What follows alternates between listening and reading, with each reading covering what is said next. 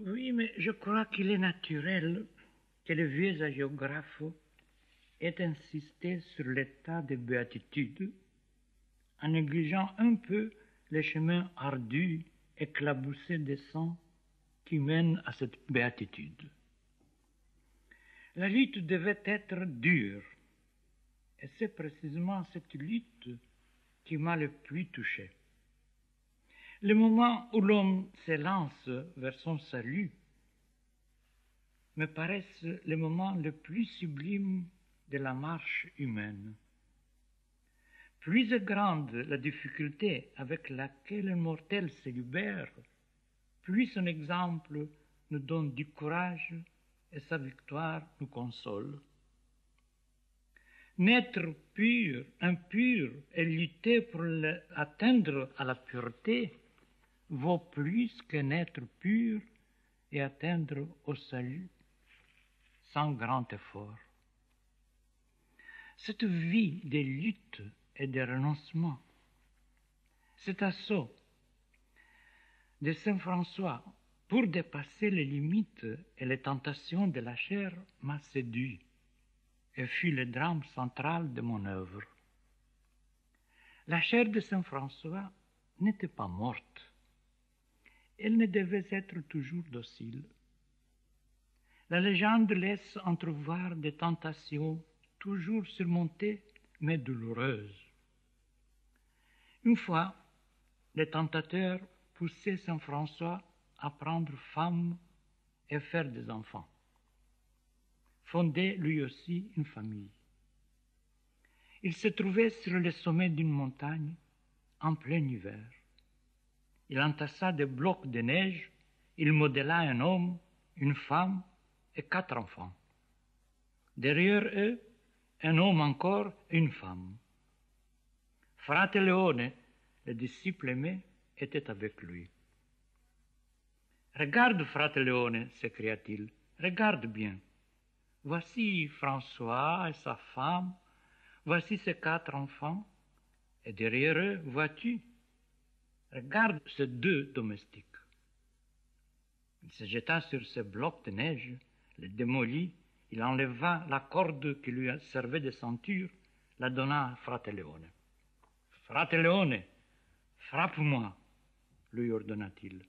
Frappe-moi jusqu'au sang. Il torturait ainsi son corps pour qu'il n'alourdisse pas son âme dans son ascension sur la montagne de Dieu. Mais voilà qu'un jour, il entendit une voix qui l'a fait frémir. « François, tous peuvent être sauvés, tous, excepté ceux qui torturent leur corps, comme toi. » Saint François, vers la fin de sa vie, eut pitié de son corps. « Mon frère Anne, lui disait-il, mon frère Anne, pardonne-moi, j'étais trop torturé. » Mais cette lutte inexorable était doublée d'une joie profonde. À travers ses larmes, Saint François voyait le visage de Dieu lui sourire. Plus les douleurs devenaient atroces, plus cette joie mystique grandissait. En effet, comment ne pas être heureux au milieu de tortures et ne pas chanter comme le martyr au bûcher, quand derrière les tortures et les flammes, Dieu ouvre les bras et vous attend? Grâce à cette présence de Dieu derrière toute chose, tout pour Saint François devenait pur. Pur était notre sœur la cendre, disait-il. Il jetait une poignée de cendre dans sa soupe lorsqu'il la trouvait trop succulente. Pur est le terrible loup de Gubbio qui décimait les troupeaux du village. Il voyait dans ses yeux l'image du Créateur.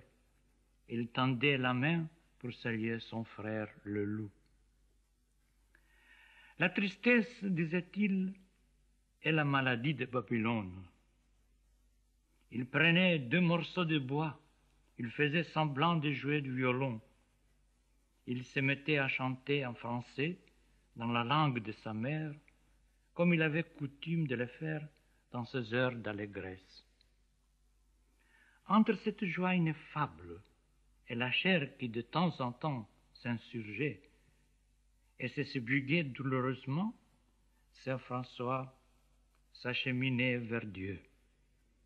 Il voyait à sa droite et à sa gauche ce que la mystique passionnée Angela di Foligno appelait le double abîme, l'abîme de la lumière et l'abîme des ténèbres.